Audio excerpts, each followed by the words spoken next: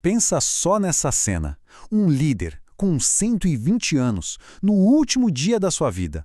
Ele está lá, no alto de uma montanha, olhando para a terra que ele sonhou por décadas, mas sabendo que nunca vai pisar nela. Qual seria a última mensagem que ele deixaria para o seu povo? Pois é, essa era a situação de Moisés. E a resposta dele foi uma música. Ok, vamos entender esse desafio. Era uma coisa gigantesca.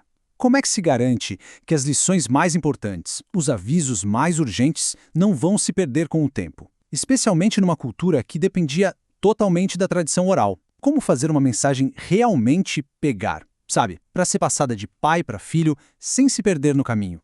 A solução que ele encontrou foi simplesmente genial. Em vez de mais um discurso, mais um conjunto de regras, Moisés compôs um cântico. A poesia, junto com o ritmo, era a ferramenta perfeita para memorização. Ele basicamente transformou teologia, história e profecia em algo que as pessoas podiam cantar, sentir e, o mais importante, lembrar.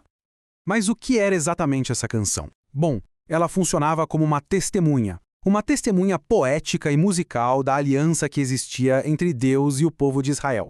Ela foi feita para lembrar o povo do que aconteceu no passado, avisar sobre o que poderia acontecer no futuro e ensinar como viver no presente. Então, bora analisar de perto essa verdadeira cápsula do tempo musical. O Cântico de Moisés, que a gente encontra lá em Deuteronômio, capítulo 32, é uma obra de arte que revela muito tanto sobre quem é Deus, quanto sobre a natureza humana. Agora vamos tentar sentir o peso desse momento.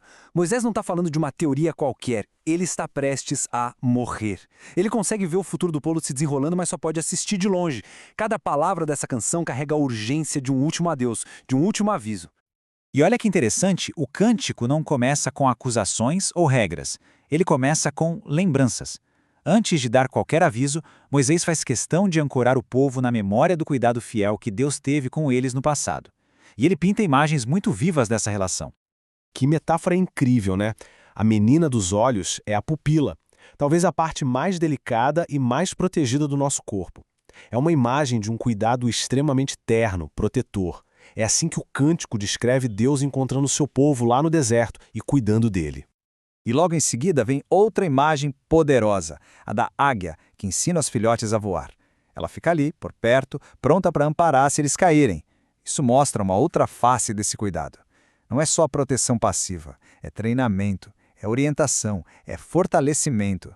É a figura de um pai ensinando um filho a crescer. E aqui a gente chega no símbolo central da canção toda, Deus como a rocha. Essa palavra aparece várias e várias vezes. Uma rocha é sólida, não muda, é um fundamento seguro. A ideia é, enquanto o povo podia ser inconstante, a rocha permaneceria sempre fiel, justa e perfeita. É a âncora de toda a canção.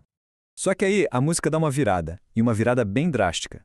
Depois de firmar a imagem da fidelidade da rocha, o cântico mergulha numa profecia sombria, e até trágica, sobre a infidelidade do povo.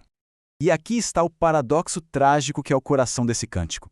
A própria bênção se tornaria a causa da queda. A prosperidade, a comida farta, a segurança, tudo isso levaria o povo a esquecer de onde veio tudo aquilo. Eles iriam rejeitar a mesmíssima rocha que os salvou. E a profecia não é nada vaga, ela é bem específica. Esse abandono não seria um vácuo, seria uma troca. Eles trocariam a rocha por ídolos novos, que surgiram recentemente, chegando ao ponto de fazer sacrifícios a demônios e não a Deus. Era uma inversão total da aliança que eles tinham. Isso nos leva a uma parte bem pesada do cântico, as consequências. A quebra da aliança não ia ficar sem resposta. O texto fala de juízo e é super importante a gente entender o que isso significa nesse contexto. Se a gente lê por cima, pode até se perguntar, ué, mas esse é um Deus de ira? Porque a linguagem sobre fogo, flechas, desgraças é bem forte. Mas o próprio cântico dá a chave para a gente entender o propósito por trás dessas consequências. Então, o ponto central não é uma raiva arbitrária. Primeiro, o juízo é a consequência lógica da quebra de um acordo. Segundo, ele serve para mostrar que aqueles deuses novos eram completamente impotentes para salvar. E terceiro, como um estudioso aponta, funciona como um alarme gigante, um chamado para acordar uma nação que estava agindo sem juízo. Mas, e isso é crucial, o juízo não é a palavra final. No meio da descrição de todas as calamidades, o cântico dá uma virada para a esperança. A mesma mão que disciplina é a mão que restaura. A canção promete que, no final de tudo, quando a força humana se esgotar, Deus terá compaixão. E assim a gente chega na conclusão do cântico e na exortação final de Moisés. Afinal de contas, qual é a mensagem principal que o povo devia guardar no coração? Moisés não podia ser mais direto. Ele diz: apliquem o coração a todas estas palavras. E então vem essa frase poderosa. Elas não são palavras inúteis, são a sua vida. Para Moisés, lembrar dessa canção era literalmente uma questão de vida ou morte para a nação inteira. Então, para resumir, a canção tinha uma função tripla. Primeiro, ser um memorial do passado, da fidelidade da rocha. Segundo, ser uma testemunha e um aviso sobre o futuro, sobre o perigo de se achar autossuficiente. E terceiro, ser uma ferramenta de ensino para as próximas gerações, para que os filhos aprendessem a obedecer.